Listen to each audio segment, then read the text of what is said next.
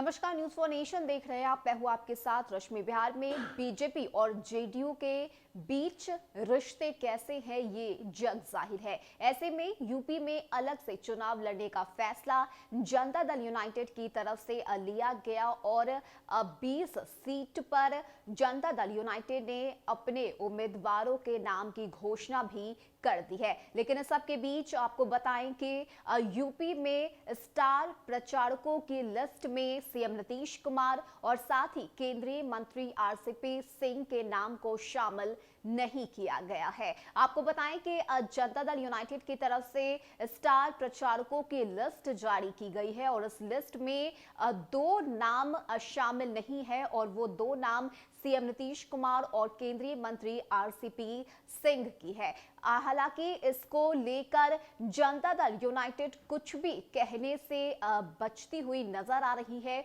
और यही वजह है कि इसके पीछे के कारण को जनता दल यूनाइटेड की तरफ से स्पष्ट नहीं किया गया है। जाहिर है कि अगर सीएम नीतीश कुमार यूपी में प्रचार प्रसार करते हैं तो उन्हें बीजेपी के खिलाफ हल्ला बोलना होगा और इससे सीएम नीतीश कुमार पर काफी असर पड़ेगा। जी हां, आपको बताएं कि बिहार में गठबंधन की सरकार है। अगर सीएम नीतीश कुमार यूपी में बीजेपी के खिलाफ प्रचार करते हैं तो इसका असर बिहार में पड़ सकता है और यही वजह है कि सीएम नीतीश कुमार इस बार यूपी चुनाव से दूर है। वहीं अगर हम केंद्रीय मंत्री आरसीपी सिंह की बात करें तो आरसीपी सिंह भी अगर प्रचार करेंगे तो केंद्र पर इसका असर पड़ेगा और यही वजह है कि इन दोनों नाम को यूपी में चुनाव प्रचार की लिस्ट से दूर रखा गया है। आपको बताएं कि जो लिस्ट जनता दल यूनाइटेड की तरफ से जारी की गई है, यानी कि जिन जिन उम्मीदवारों को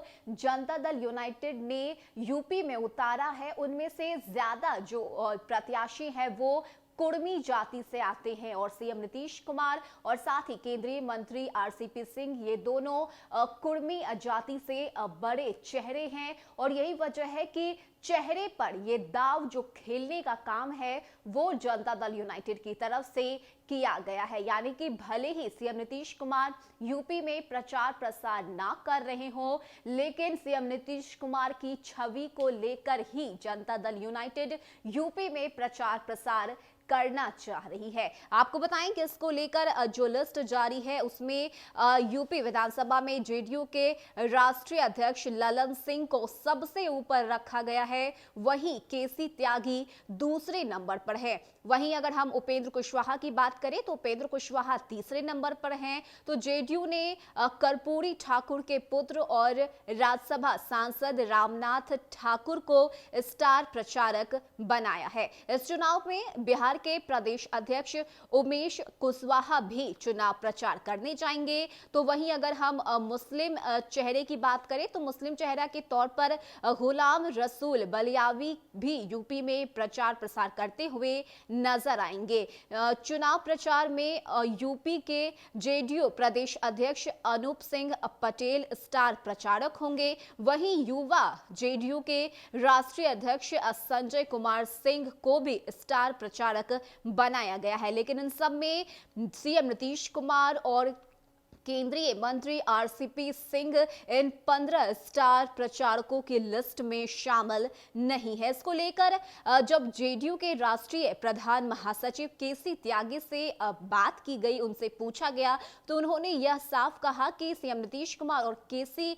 त्यागी चुनाव प्रचार नहीं जाएंगे। हालांकि उन्होंने यह भी कहा कि मुख्यमंत्री नीतीश कुमार कुछ इलाकों में वर्चुअल रैली कर सकते हैं। उन्होंने यह बताने से साफ इनकार कर दिया कि इसके पीछे की वजह क्या है और आखिर क्यों मुख्यमंत्री नीतीश कुमार या फिर आरसीपी सिंह के नाम को यूपी में चुनाव प्रचार में शामिल नहीं किया गया है। हालांकि वजह जो भी हो, लेकिन ये साफ नजर आ रहा है कि जेडीयू नहीं चाहती कि उसके जो रिश्ते हैं वो बीजेपी से खराब हो और इसका असर बिहार के साथ ही साथ केंद्र पर भी पड़े और यही वजह है कि दो नामों को जो है वो साइड करते हुए जेडीयू ये नए दांव खेलने की तैयारी में है। आपको बताएं कि बिहार में भले ही गठबंधन की सरकार हो, लेकिन ज्यादा जो सीटें हैं वो बीजेपी के पास है, जनता दल यूनाइटेड के पास सीटें कम है और यही वजह है कि चुपचाप रहकर यूपी में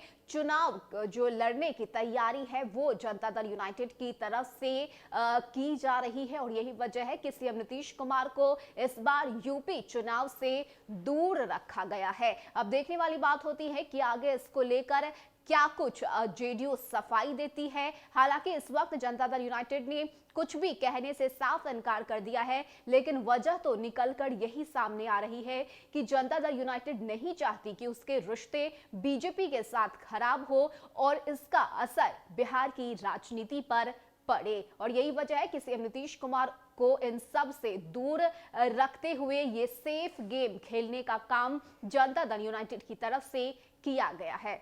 फिलहाल के लिए इतना ही। ज्यादा अपडेट के लिए आप बने रहिए न्यूज़ फॉर नेशन के साथ। नमस्कार।